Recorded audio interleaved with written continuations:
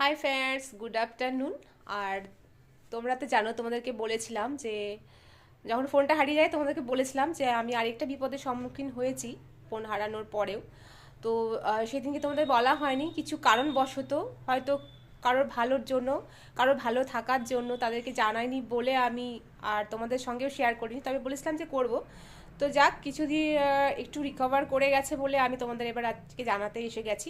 Actually আমার মেয়ে tuition পড়তে গেছিলো গত 12ই জানুয়ারি সন্ধ্যে সময়, টিউশন ছুটির সময় সে ওপর থেকে মানে সিঁড়ি দিয়ে নামতে গিয়ে যাই হোক বেকায়দায় পড়ে পাটা মুচকে গিয়ে ওর ডান পায়ের 5 নম্বর আঙুলটা পুরো হাড়টা সরে যায়। আর সেটা সেই সময় স্যার ফোন করে বাড়িতে জানায়। প্রথম শুনে তো আমি হতভম্ব হয়ে গেছিলাম, কারণ মায়ের মন কিছু একটা সেদিনকে ওকে বারণ করেছিলাম যেতে, বাবু আজকে যাস না। তো যাই হোক, যেটা হওয়া সেটা তো হবে, আর সেটা মেনে নিতেও হবে, কিছু করার নেই। তো স্যার ফোন করে আর আমি ওর পাপাকে কিনতে গিয়ে জানাই, পাপা বাড়িতে নিয়ে আসে স্কুটিতে করে।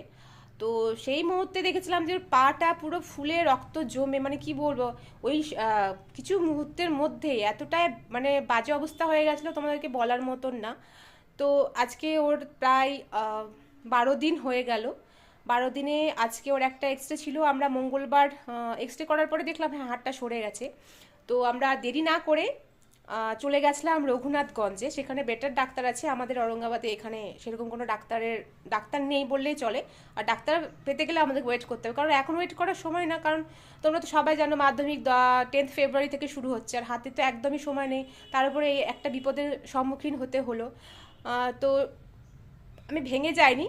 যাই হোক, প্রথমে মনে হচ্ছে না কিছু একটা ব্যাপার বিপদ ঘটে গেছে, সেটা আচমকায় খারাপ লেগেছিল, কিন্তু না, আমি দুর্বল হয়ে গেলে কি করে হবে, মেয়েটাকে তো সামলাতে হবে, তাকে মনোবল বাড়াতে হবে, কারণ এখন ওর পাশে থাকতে হবে, না থাকলে ওর মনোবলটা কি করে বাড়বে বলো তো। চলো দেখাচ্ছি কোথায় ওর পাটা ফ্র্যাকচার হয়েছে। এখন অবশ্য সেরকম কিছু নেই, ফোর্থের মধ্যে 1% মতন রয়েছে। তো এই দেখো পায়ের এই কন্ডিশন, তোমাদের বললাম না 4 ভাগের মধ্যে এখন 1 ভাগ রয়েছে। আর ডাক্তার এই দেখো নিকো প্লাস লাগিয়ে দিয়েছে। আর হচ্ছে এইটা না, যে সময় এটা ওর অ্যাকচুয়ালি ডাক্তার হাতটা সেট করে দিয়েছে, আর সেই মোমেন্টটা তোমাদের ভাষায় প্রকাশ করার না। আমার মেয়ে এতটাই কাঁদছিল, মানে পেন তো অবশ্যই হবে, তোমরা জানো যে একটা হাড় সেট করতে গেলে মানে উইথাউট কোনো ইঞ্জেকশন ছাড়া, অবশ না করে, কি সেই কষ্টের মুহূর্তটা তোমাদেরকে সত্যি বলে প্রকাশ করতে পারবো না। আমি তো প্রায় কেঁদে ফেলেছিলাম, ওর পাপার আমি মিলে ধরে থামতে পারছিলাম না।